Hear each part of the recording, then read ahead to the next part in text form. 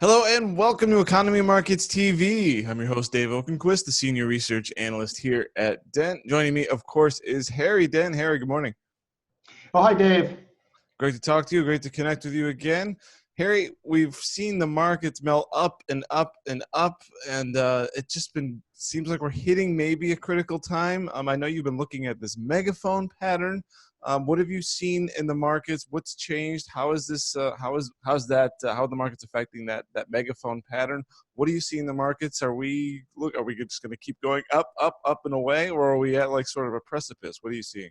Well, there's a reason this megaphone pattern is so important. It tends to occur more at major tops like 1965, 68, and 72. There were three slight new highs with substantially lower lows. Then it ended up in the 73, 74. That was the biggest crash to happen in that era and to mark that downturn from a generational high in the late 60s. So we're getting the same thing here, a big megaphone pattern, 2000. 2007 and now 2019 higher highs with much lower lows. But we're having a 2-year pattern, which I've been covering in depth in 5-day forecasts for our boom and bust subscribers. So they can look back at those patterns. And I have been mentioning it for economy markets that, hey, this is important. Now, I have one caveat. In the short term, you have to think like a trader. There is no deterministic, simple one path or one scenario. There's always at least two scenarios. It's more complex. There's many more cycles. There's political impacts, and the traders manipulate the markets. The big traders on high leverage are always trying to scare you into the market and to scare you out so they can make all the short-term profits. So that's what makes it particularly difficult. People like Adam O'Dell, who can beat the markets with short-term trading, know that it's probabilistic, and what he tries to do, he develops a system that can maximize the wins and minimize the losses and allow the wins to run longer and cut the losses shorter. That's the only way you can beat. There is no, oh, this trade's going to work every time. So here we are coming at a very important point. I'm saying I'm looking at this whole thing. Yes, we've been creeping up this megaphone pattern, but man, we've got all of the cylinders hitting.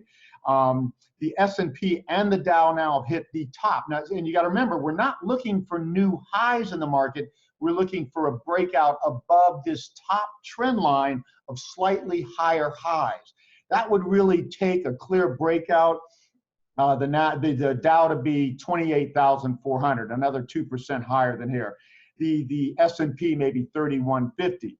But we have hit the top here a number of times, and I think this is the optimum time to do one of a couple of things.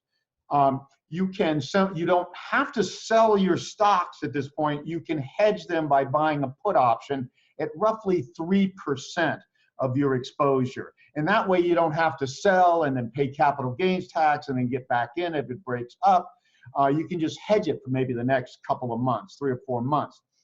Or you can start to lighten up and then do it more as things go down. But I'm saying it doesn't get better than this. There is no hindsight 2020 when you're doing something like this. There's no perfect time to get out. There's just a darn good time, and this is it. Now, I'll give you another indicator that gets me interested here. Andy Pancholi, my co-author of 0 Hour, and he has the market timing report.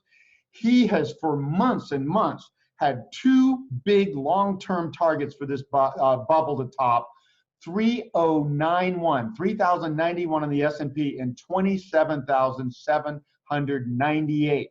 We just got just above that Thursday on the S&P at 3,098, and we got just up to it at 27,775. So this is another time that says, man, this is strong resistance. This is a good time to start selling in this market or to get out altogether.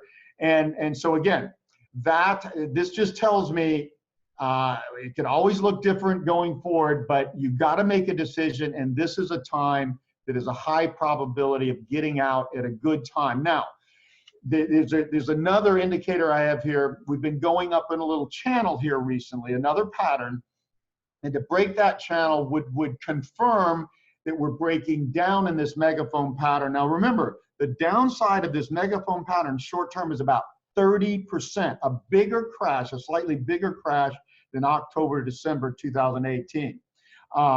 So that's a big downside. To confirm that would be a break below about 26,000 on the Dow and on 2880 on the S&P. So that's maybe 5 or 6% below here. So that'd be a confirmation. If we are going to break up still, and again, we still have a chance that we could break up with about a 20% upside, the markets are more likely to go down and test that point and then launch up. I think it's very hard for markets to keep launching up from here because short-term indicators, again, another indicator I use, are saying stocks are very overbought. It'd be hard to launch a 20% rally from here. So again, good time to lighten up, sell, or hedge, and better confirmation if we break 26,000 on the Dow, but by time then we could be moving fast. So that's where we're at, and good time to sit down with your financial planner if you're looking at reallocating, or if you're looking at creating an option